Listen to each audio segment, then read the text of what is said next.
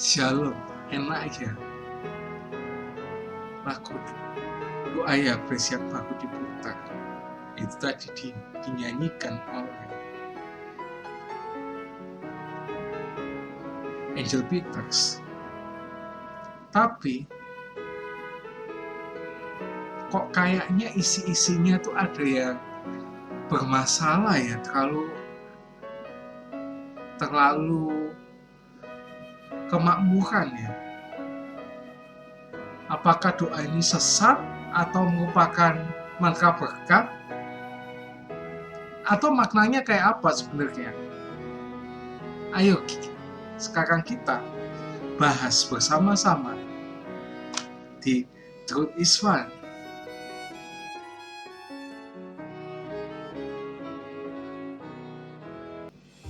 Nah, di dalam Alkitab Yabes itu disebut di 1 Tawarik 4 ayat 9-10. Nama Yabes atau bahasa Ibrani-nya Yabes berarti dia akan berduka atau dia akan sengsara. Ibunya menamai dia demikian karena ia dilahirkan dalam kesakitan. Meskipun maknanya negatif, di sini Yabes itu digambarkan sebagai orang yang lebih dimuliakan daripada saudara-saudaranya. Yang menarik, hanya 2 ayat yang menceritakan Yabes, tapi doa itu sangat-sangat populer di kalangan Kristen modern.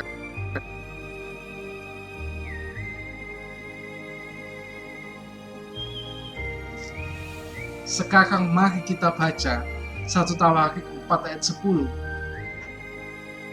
Engkau memberkati aku berlimpah-limpah dan memperluas daerahku, dan kiranya tanganmu menyertai aku dan melindungi aku daripada malapetaka, sehingga kesakitan tidak menimpa aku. Nah dari ayat ini kita perlu breakdown satu-satu, apa sih artinya ini, sehingga kita tuh nggak bisa mengatakan kalau ini tuh langsung sesat itu ya, enggak ya. Yang pertama apa? Yaitu permohonan berkat. Di sini Yabes mengakui bahwa Allah sebagai sumber berkat, dan dengan iman mohon agar diberkati secara berlimpah-limpah. Yang kedua, yaitu perluasan wilayah. Ia meminta agar daerahnya diperluas. Di dalam bahasa Ibrani disebut verbita et gefuli, yang artinya menunjukkan harapan akan pertumbuhan, atau kemakmuran. Yang ketiga, penyertaan Tuhan. Di situ ada kalimat tanganmu menyertai aku. Itu melambangkan perlindungan dan bimbingan Tuhan dalam kehidupan Yabes. Yang keempat ya, perlindungan dari malapetaka. Yabes juga berdoa agar dijauhkan dari ra'ab atau bahaya, atau juga bisa disebut jahat, agar kesakitan tidak memintanya. Dan yang terakhir,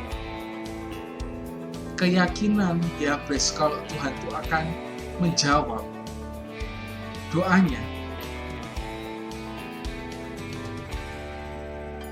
Dengan menutup doanya dengan kalimat, dan Allah mengabulkan permintaannya itu. Nah, sebetulnya 5 background tadi itu menunjukkan apa? Menunjukkan gaya bahasa Ibrani yang sangat kaya. Penggunaan tautological infinitive, atau yang artinya pengulangan kata kerja dalam bentuk infinitif dan kemudian kata yang bernas. Ini memperkuat bahwa Yabes benar-benar sungguh-sungguh di dalam doanya.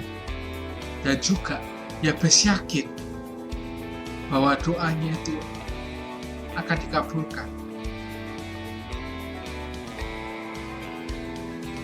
Nah, sekarang kita balik lagi pertanyaan awal kita.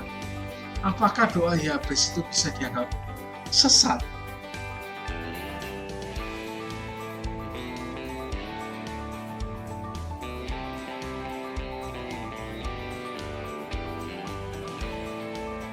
Nggak segampang itu ya, bisa langsung dibilang sesat. Kenapa?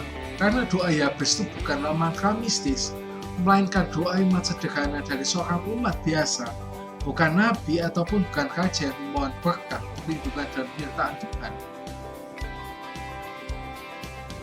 Dan di sini sebenarnya Yabes itu nggak egois, meskipun meminta berkat untuk dirinya sendiri, dan dia juga mendukung elemen rasa syukur dan ketergantungan total kepada Tuhan. Ketergantungan total ini yang perlu kita itu tekankan di sini, sehingga rasa syukur dan juga ketergantungan total ini juga yang harus ada di doa kita masing-masing gitu.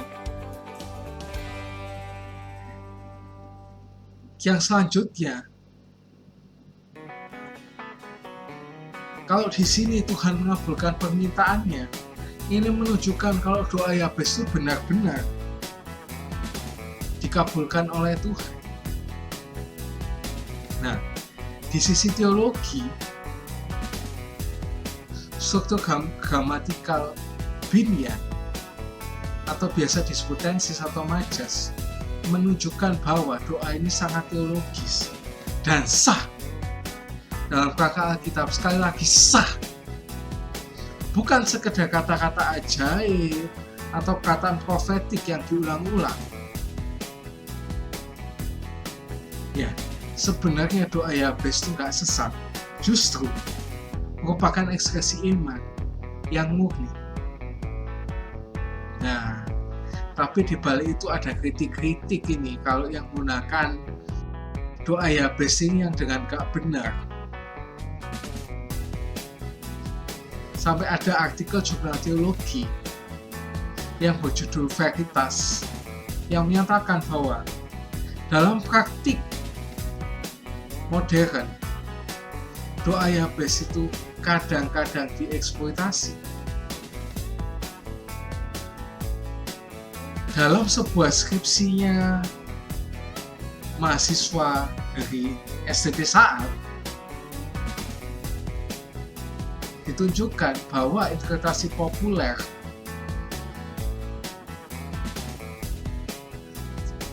yang contohnya bisa dari bukunya Bruce H.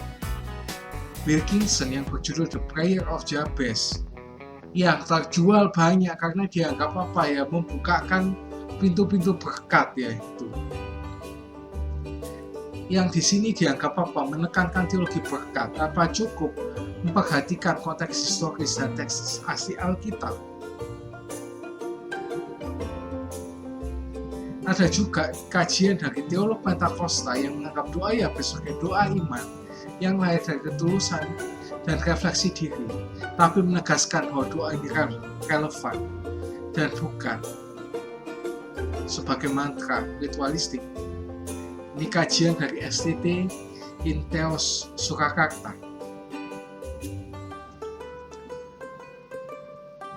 Nah, sekarang kita lihat potensi penyalahgunaan doa Yabes seperti apa dalam proses perketiga. Karena doa ini berbicara tentang berkat dan perluasan wilayah, jadi ada yang menggunakan doa ini sebagai formula kekayaan atau kesuksesan materi. Yang kedua, pengulangan sebagai ritual. Kalau cuma dipraktekkan sebagai mantra, diucapkan terus-menerus hanya untuk mengejar berkat, hal ini bisa menjauhkan makna doa sebagai dialog dengan Tuhan dan berubah semacam formula magis atau sebagai mantra-mantra. Kayak seakan-akan simsalabim abrakadabra itu ya, yang sebagaimana kita tahu, atau jadi apa prok itu ya, enggak kayak begitu. berdoa itu tetap dialog sama Tuhan. Yang ketiga, kesalahpahaman teologis.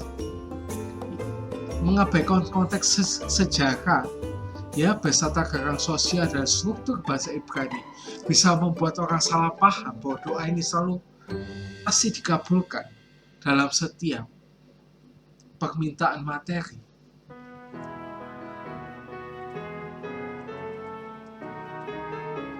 Kesimpulannya apa? Kalau doa Yabes secara intrinsik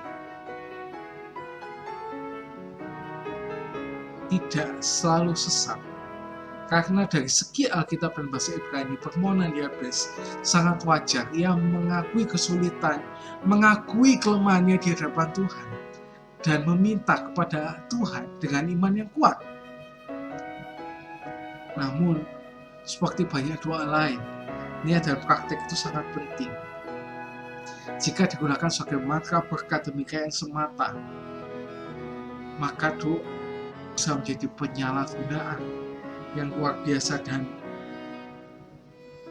sangat-sangat menistai esensi doa itu.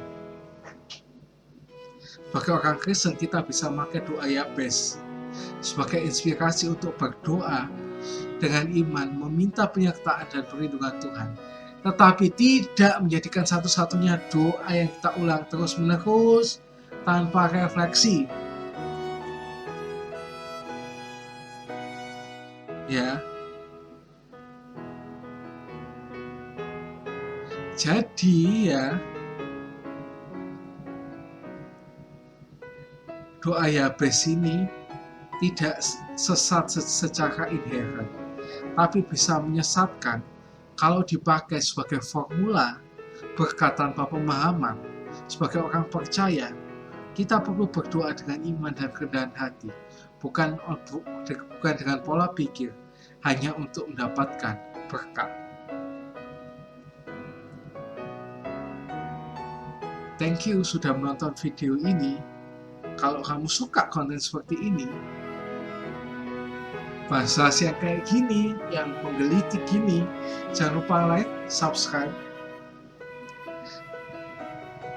nyalakan lonceng dan juga share supaya teman-teman bisa terberkati. See you.